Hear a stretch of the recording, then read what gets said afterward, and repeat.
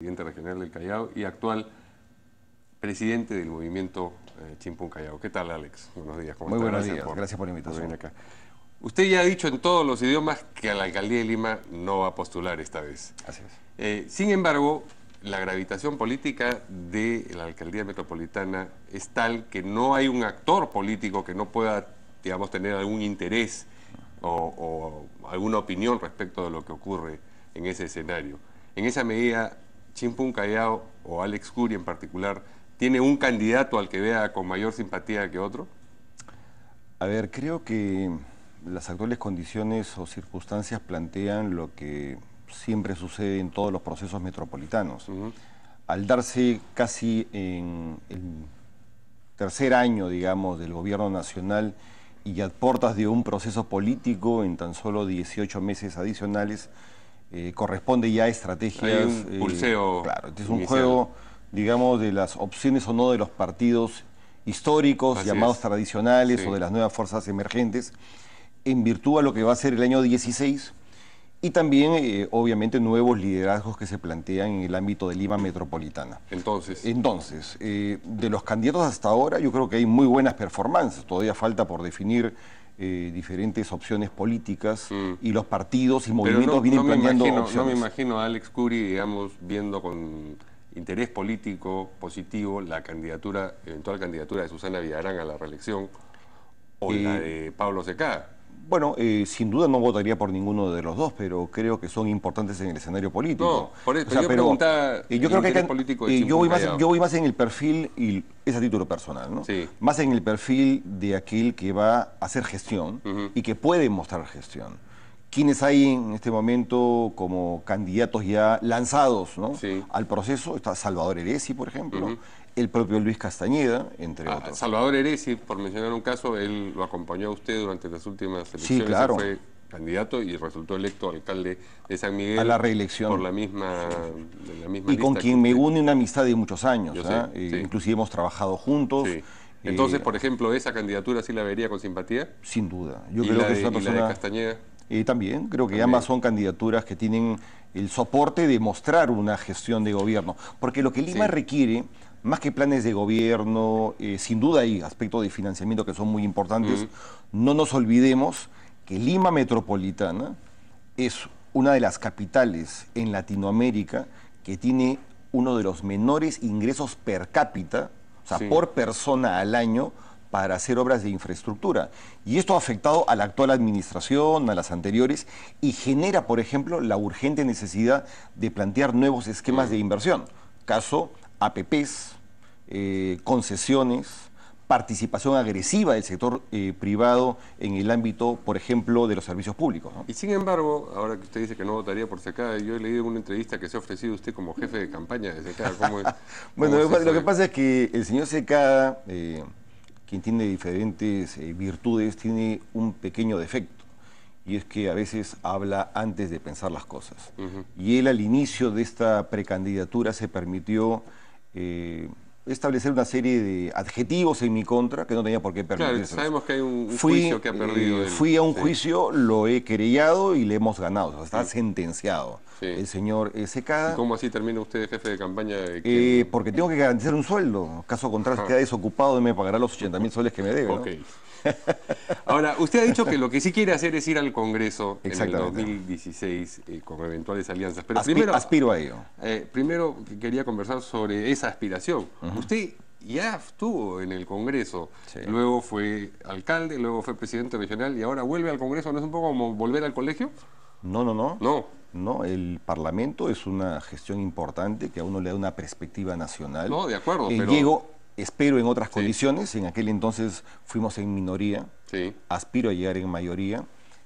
Hacer una gestión que contribuya fundamentalmente a los temas de representación y obviamente en el ámbito legislativo y fiscalizador que corresponde al Parlamento Nacional, pero hay temas en los cuales uno adquiere a través de los años la experiencia, el conocimiento, la visión macro que permite llegar en mejor performance y poder colaborar a un Parlamento realmente eficaz, ¿no? Me quedo con lo que ha dicho usted de que aspira a llegar en mayoría. Para eso tiene que ir dentro de un movimiento que seguramente tenga también un candidato presidencial. Sí, claro.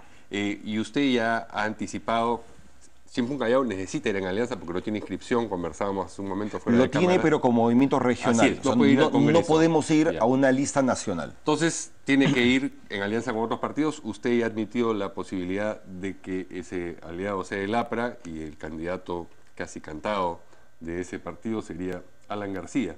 Alan García ha promovido dos temas, los ha agitado políticamente en los últimos tiempos. Uno de ellos tiene que ver con la pena de muerte, a propósito de la muerte del hijo que ha sido víctima de un asesinato, el hijo del alcalde de San Juan de Lurigancho. ¿Usted está de acuerdo con la pena de muerte para Sí. ese tipo de crímenes? Siempre lo he estado, y si vemos en el diario de debates del Congreso Constituyente en el año 93, Sí. mi participación fue favorable esencialmente en el caso de violadores a niños menores de edad y en el caso de narcotráfico y terrorismo.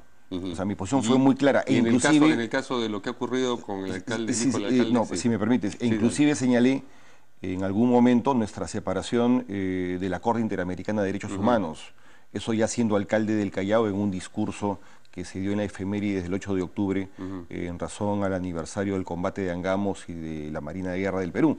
Pero, a ver, la viabilidad jurídica es un tema mucho más complejo, ¿no? Porque ahí está una serie de tratados internacionales, el Pacto de San José de Costa Rica. Se necesita una cantidad de votos además en el Congreso que es difícil de reunir. Hay una ¿no? votación calificada. Entonces hay que ser realistas y veamos la composición parlamentaria en su oportunidad.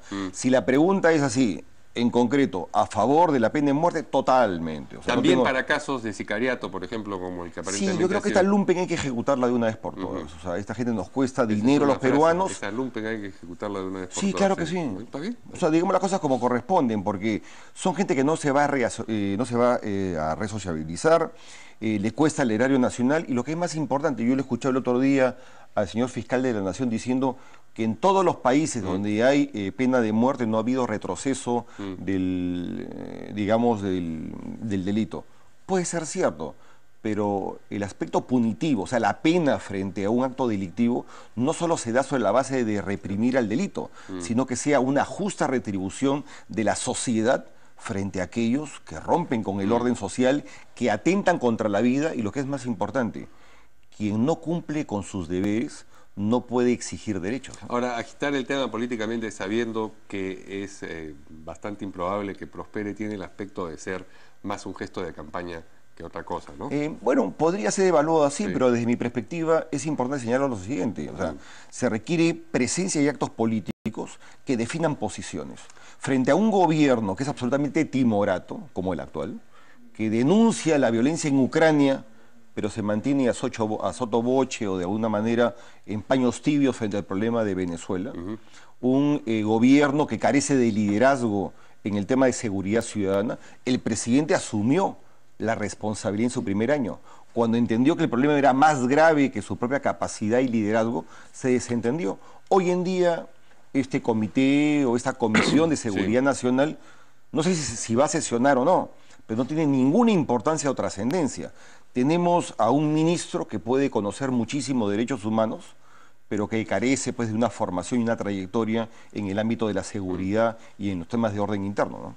A propósito de ministros, el otro tema que ha movido políticamente a Alan García es el del sueldo de los ministros, que prácticamente se ha duplicado recientemente. ¿Usted también comparte esa condena al monto y las oportunidades? Quizás en el monto sí, pero también la necesidad de establecer una mejor remuneración para los funcionarios públicos. Cuando el presidente García, siendo quien habla presidente del gobierno regional del Callao, dio esa medida, yo expresé mi preocupación. Lo que sucede es que en el ámbito de los gobiernos locales y regionales hay mecanismos de compensación a través de una serie de beneficios complementarios para los funcionarios. E inclusive teníamos asesores en los gobiernos regionales que venían mediante remuneración o cobertura del Programa de Naciones Unidas para el Desarrollo, del PNUD. Entonces, ahí salvábamos estos problemas, pero yo creo que los ministros de Estado, los funcionarios de alta responsabilidad, deberían recibir una mejor remuneración. Que hayan dado el salto cuantitativo a un 100% me parece un exceso. Pero de que tengan que ser mejor pagados, yo sí estoy de acuerdo. Pero eso es un matiz a la crítica que hace Alan García, entonces, porque él... No, claro. O sea, yo no creo que hay que mantenerlo congelado a 15.000 soles. yo creo que se requiere una mejor remuneración. Por ejemplo, un ministro como el de Transportes y Comunicaciones, el propio ministro de Economía, los ministros que manejan recursos tan importantes como en el caso de Educación o de Salud, etcétera, y de la responsabilidad posterior que tienen por la cantidad de denuncias, juicios, temas de, digamos, dedicación exclusiva a tiempo completo, a las 24 horas en su periodo de gestión, creo que merece una mejor remuneración que considero. En este caso ha habido un exceso, pero me parece que debe ser mejor de la actualmente existente, ¿no? La oportunidad en la que se ha producido este incremento de sueldo también ha sido criticada. Claro, aprovechándolo del tema de la Haya, ¿no? Y de un repunte en las encuestas por parte del gobierno. Pero hay temas que sin duda siendo tan importantes, hay otros mucho más trascendentales que enfrenta el país. Carencia de liderazgo, malos gobiernos de izquierda en las regiones y en los gobiernos locales, van a ser duramente castigados este año. ¿Usted cree que en Cajamarca, por ejemplo, esperemos que Santos, sí? No, pero esperar es distinto que... Bueno, hay un buen candidato como el exministro Absalón Vázquez, ¿no? Entre otros. Creo que también el hermano... ¿Le parece usted un buen candidato? Yo creo que sí. Me parece que es un hombre que conoce la realidad rural, una persona que ha demostrado una capacidad de función y de gestión en el sector agricultura. Hablaba usted de ausencia de liderazgo. El actual primer ministro, el señor Villanueva, ¿le parece que está cumpliendo con el rol? Tengo un aprecio personal porque ha sido colega mío y hemos compartido funciones como presidente regional, pero me parece que su gestión como primer ministro es tan parecida a la media de este gobierno. Si usted tiene al presidente Humala sin liderazgo, a un primer ministro casi inexistente, a ministros que más parecen secretarios, y tiene un presidente del Congreso que está más dedicado a su seguridad que al ámbito, digamos, de potenciar la agenda legislativa, tenemos un país que a pesar de las pequeñas turbulencias, se sigue manejando lamentablemente con piloto automático. Pero entonces, si no manda o no ejerce liderazgo el presidente Humala, el ministro, el premier es prácticamente invisible, los ministros son secretarios y todo lo demás, ¿quién manda? Dios es peruano. Dios es peruano, no, pero alguien ha de estar mandando. Ah, bueno, eso lo sabe que parece el gobierno. ¿Usted no tiene datos? En lo absoluto, yo estoy al margen del actual régimen. Él ha anunciado, la verdad que desde el principio, desde su llegada al gabinete, el premier Villanueva, cambios en el gabinete, cambios entre los ministros que no terminan de ocurrir. ¿Cuáles cree usted que debieran ser esos cambios? Comenzando por él, ¿no? Comenzando. Sí, claro. Ya demostró su, digamos, ingenuidad frente al tema político. Ha hecho una gran labor en San Martín, ¿eh? Y creo que debía de retornar a San Martín a continuar. Que se cumplan el periodo de licencia, sí, definitivamente. ¿Quién más? A ver, sector interior, no tengo la menor duda, ¿no? Acaba de llegar Albán.